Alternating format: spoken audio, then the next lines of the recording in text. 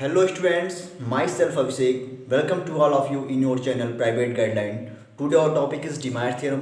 जी हाँ, आज का जो हमारा टॉपिक है वो है डिमायर्स थ्योरम, जो बीएससी फर्स्ट ईयर का काफ़ी इंटरेस्टिंग टॉपिक है। और ये इंटरेस्टिंग इसलिए हो जाता है क्योंकि आप इस टॉपिक से इंटरमीडिएट में परिचित हो चुके हैं। बट आपको बिल्कुल ही घबराने की ज़रूरत नहीं है क्योंकि आज हम लोग बिल्कुल बेसिक से पढ़ने वाले हैं। तो चलिए स्टार्ट करते हैं।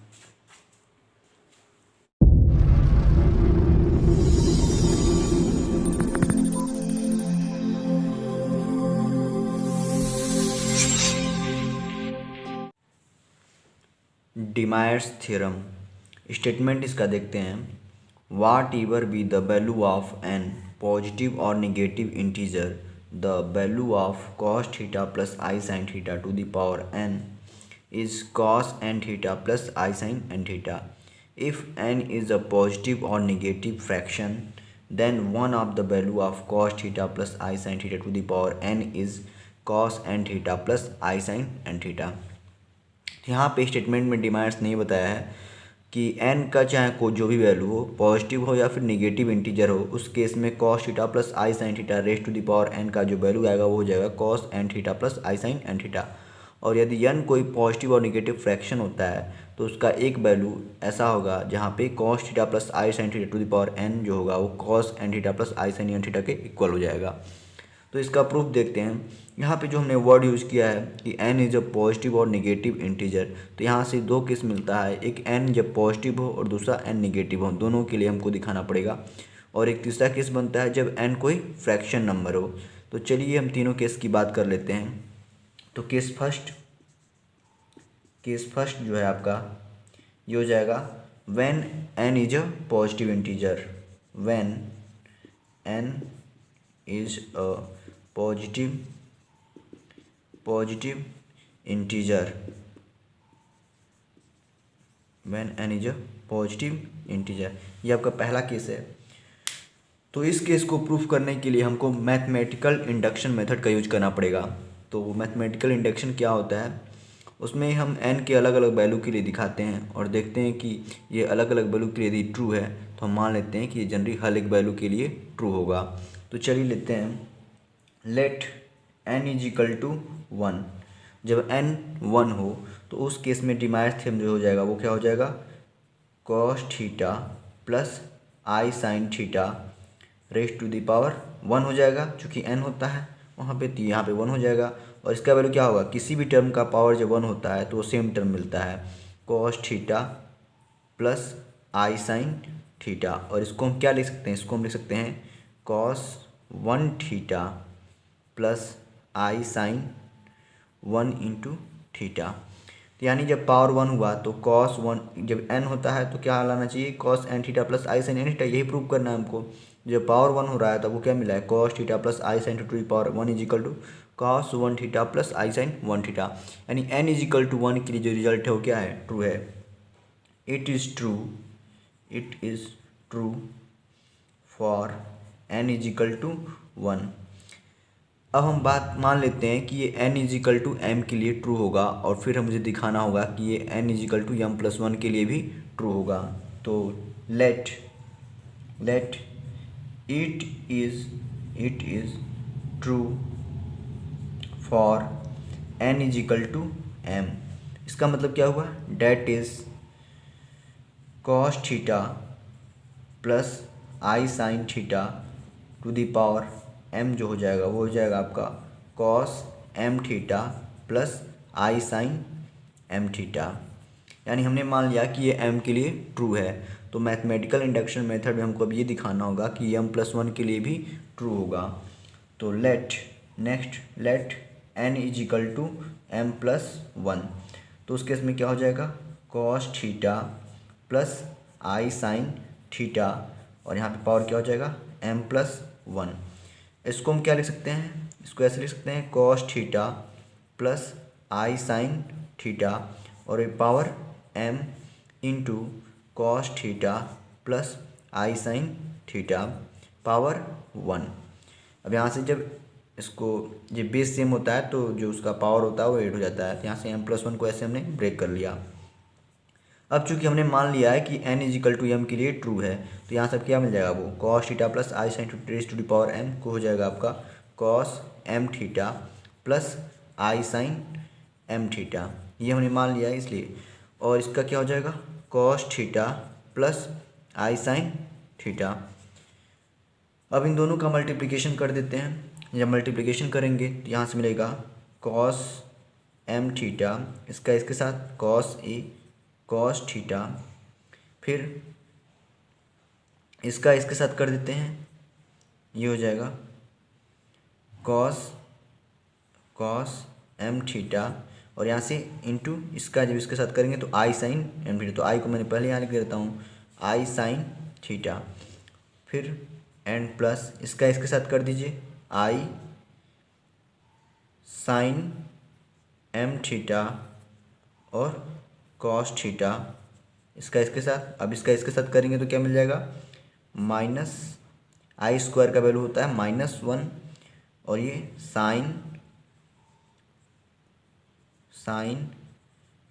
m theta into sine theta, ये मिल जाएगा। इसके इसके साथ आई स्क्वायर का माइनस हो जाएगा sine m theta into sine theta.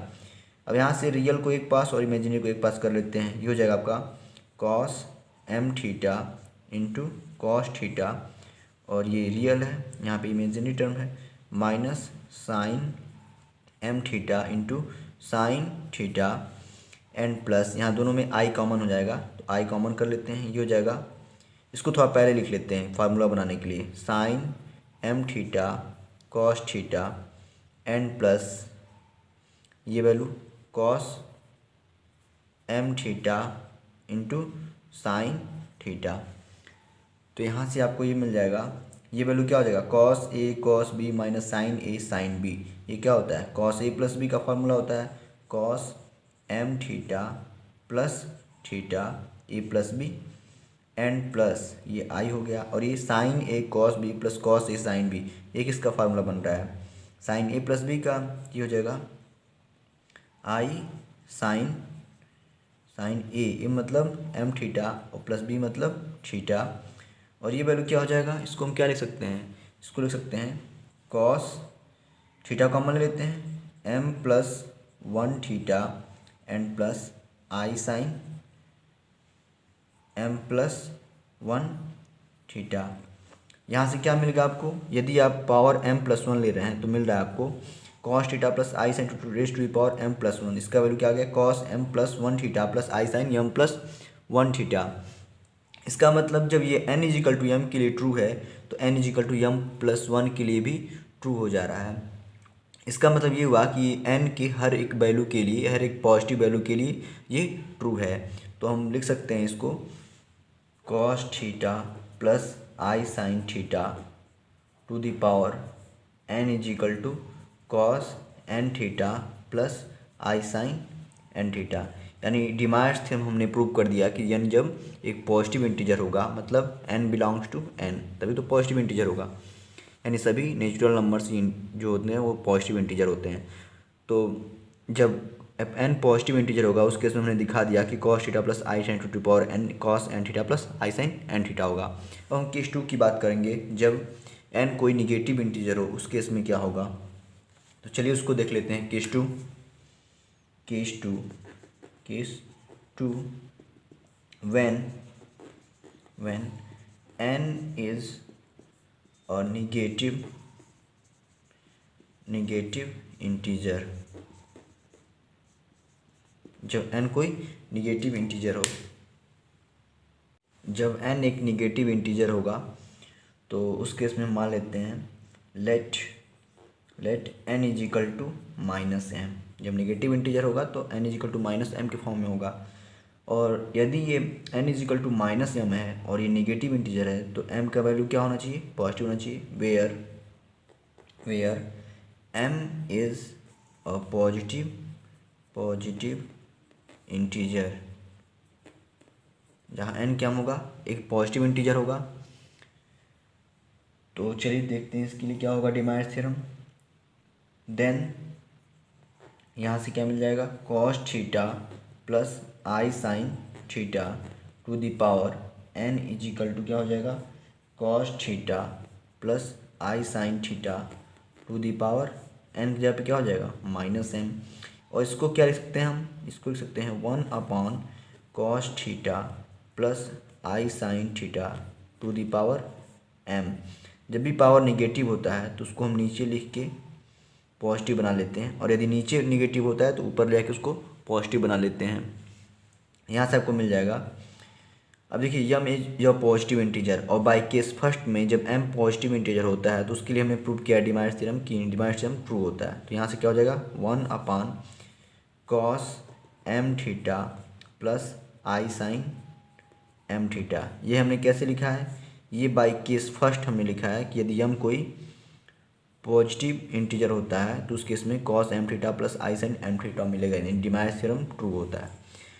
अब चूंकि हमको रिजल्ट लाना है cos N theta plus i sine N theta, तो ऊपर नीचे इसके कॉन्जुगेट से मल्टीप्लाई कर देते हैं। ये जो टर्म है डिनोमिनेटर में है तो इसको ऊपर लेके जाना है मुझे। यहाँ से कॉन्जुगेट से मल्टीप्लाई कर दीजिए, कॉस एम थीटा कॉन्जुगेट क्या होगा, cos M theta plus i sine M theta का कॉन्जुगेट हो जाएगा यहाँ पे आई की जगह पे minus I, cos M theta minus i sine M theta upon यहाँ हो जाएगा cos M theta minus i sine M theta. ये ऊपर नीचे मल्टीप्लाई इसलिए किया है ताकि वैल्यू में कोई चेंजिंग ना हो।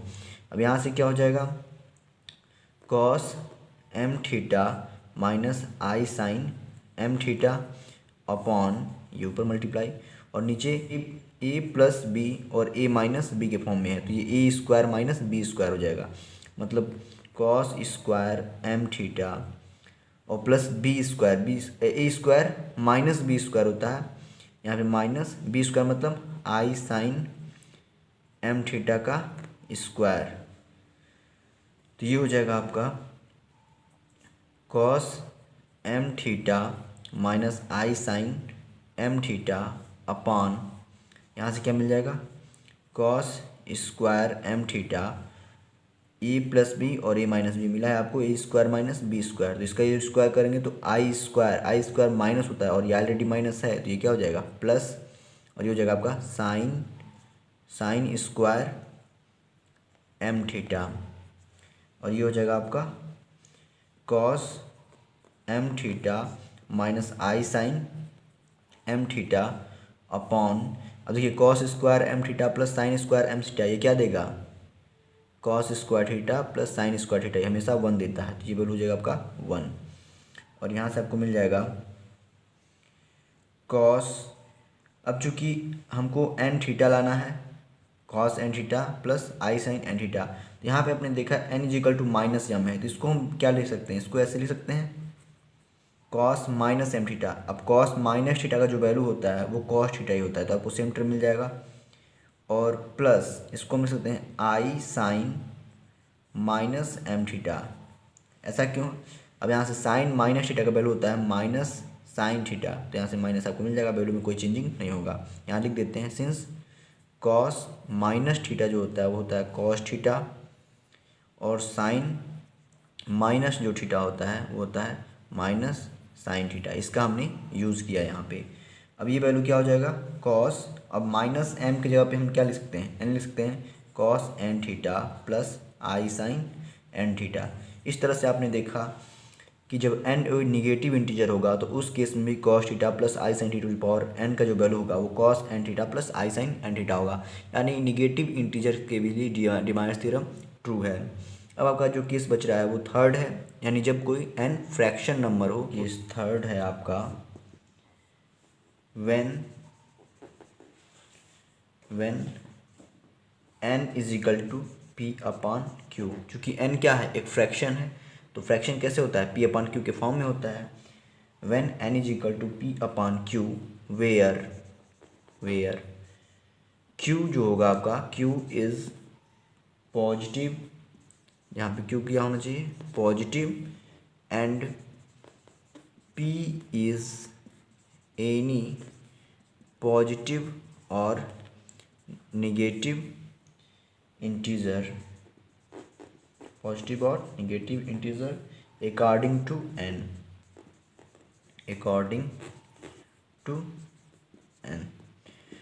अब यहाँ पे हमने क्या कहा है कि जब n क्या हो, चूँकि फ्रैक्शन की फॉर्म होना चाहिए, तो when n is equal to P upon Q, यानी कोई फ्रैक्शन हो जहाँ पे जो डिनोमिनेटर q है वो एक पॉजिटिव होगा और p जो होगा वो पॉजिटिव और नेगेटिव कुछ भी हो सकता है। यदि n का वैल्यू पॉजिटिव है यानी n इज इक्वल टू 2/3 के फॉर्म में है तो दोनों पॉजिटिव होगा p और q। यदि n का वैल्यू -2/3 के फॉर्म में हो तो वहाँ पे जो 3 को हमने पॉजिटिव लिया और -2 वाला यानी p को हमने निगेटिव ले लिया है। तो चलिए इसको देखते हैं कैसे प्रूव करेंगे इसको। cos theta by Q plus i sine theta by Q to the power Q, क्योंकि क्यू एक पॉजिटिव इंटीजर है और इस फॉर्म में यदि हम कहें, चूँकि एंगल हम कुछ भी ले सकते हैं, cos theta by Q plus i sine theta by Q to the power Q के फॉर्म में यदि कोई मिल रहा है और क्यू एक पॉजिटिव इंटीजर है तो केस फर्स्ट से हम इसको क्या लिख सकते हैं, लिख सकते हैं ना cos Q theta upon Q and plus i sine Q theta upon Q by case first. यानी केस फर्स्ट से हम ये लिख सकते हैं कि यदि क्यू पॉजिटिव है, चूँकि एंगल से कुछ भी हो सकता है, थीटा हो सकता है, फाई हो सकता है, थीटा अपान क्यू हो सकता है, कुछ भी हो सकता है, उस केस में हमने डिमाइस थ्योरम को ट्रू दिखा दिया है कि cos theta by Q plus i sine theta by Q, और जब भी कोई पावर जो होगा पॉजिटिव इंटीजर होगा उस केस में आपको यही मिलेगा। तो यहाँ से क्या मिल जाएगा आपको, ये हो जाएगा cos theta plus i sine theta, यानी इसका जो वैल्यू मिला आपको cos theta plus i sine theta, that is, इसका मतलब इसको हम लिख सकते हैं cos theta plus i sine theta का जो वैल्यू है वो है cos theta by Q plus i sine theta by Q. इसको हमने ऐसे लिख लिया, ठीक है, और पावर क्यू सेम इसी, यानी इसका वैल्यू ये आ रहा है तो इसको हमने ऐसे लिख लिया कि इसका जो वैल्यू होगा वो ये होगा। टेकिंग क्यूएथ रूट, अब यहाँ पे हम क्यूएथ रूट लेते हैं, टेकिंग क्यूएथ रूट। अब ऐसा हमने क्यों किया, चूँकि हमको p बाई क्यू के फॉर्म में चाहिए तो हम क्यूएथ रूट ले रहे हैं। जब क्यूएथ रूट लेंगे तो आपको मिल जाएगा we have cos theta plus i sine theta. जब क्यूएथ रूट लेंगे तो पावर क्या हो जाएगा 1/q इज इक्वल टू, इधर क्या हो जाएगा cos theta by Q plus i sine theta by Q. जब क्यूएथ रूट लेंगे एवं इक्वेशन का, यहाँ से 1/q हो जाएगा और यहाँ जब 1/q करेंगे तो q/q ये क्या हो जाएगा 1 हो जाएगा, इक्वेशन नंबर 1। अब क्यूएथ रूट थोड़ा समझ लीजिए, हम कहते हैं कि square root of X, square root of X का मतलब अंडर रूट एक्स, और इसको क्या लिखते हैं एक्स टू द पावर 1/2। यदि हम ये कहें क्यूब रूट ऑफ एक्स, इसको हम क्या लिखते हैं ऐसे, तो ये क्या हो जाएगा एक्स टू द पावर 1/3। तो भाई qth root of above equation we है cos theta plus i sine to the power 1/q is equal to, और यहाँ जब 1/q अपन q हो जाएगा तो ये आपको ये टर्म मिल जाएगा सेम। अब इसको क्या हम इक्वेशन 1 दे दीजिए। अब यहाँ से हम क्या फाइंड कर सकते हैं, now cos theta plus i sine theta, और पावर चूँकि क्या चाहिए फ्रैक्शन के फॉर्म में p/q, इसका जो वैल्यू होगा वो क्या होगा, ये हो जाएगा आपका cos theta plus i sine theta और पावर p ऐसे लिख सकते हैं, और टोटल का पावर 1/q, यहाँ से मल्टीप्लाई करेंगे तो p/q हो जाएगा। अब इसको क्या सकते हैं, p इज़ अब निगेटिव और पॉजिटिव कुछ भी हो, तो दोनों केस के लिए हमने प्रूव कर दिया है कि डिमाइस थ्योरम ट्रू होता है। यहाँ से मिल जाएगा cos p theta plus i sine p theta, cos theta plus i sine theta power p का वैल्यू जो मिला हमको ये मिल गया, और पावर क्या हो गया इसका 1/q। अब इक्वेशन 1 का यूज़ कर लीजिए, इक्वेशन 1 में जब पावर 1/q है तो ऐसे आ रहा है थीटा/q आ जा रहा है, तो यहाँ से क्या मिल जाएगा आपको cos p/q theta plus i sine p/q theta by equation 1। जब पावर 1/q है तो जो भी थीटा है उस अपॉन q हो जा रहा है, तो थीटा यहाँ पे p थीटा है तो p थीटा/q plus i sine p थीटा/q मिल गया। इसका मतलब आपने देखा कि जब पावर फ्रैक्शन के फॉर्म में है तभी भी रिजल्ट डिमाइस थ्योरम ट्रू हो जा रहा है। इसका मतलब the result is true for n is equal to p/q, और हेंस डिमाइस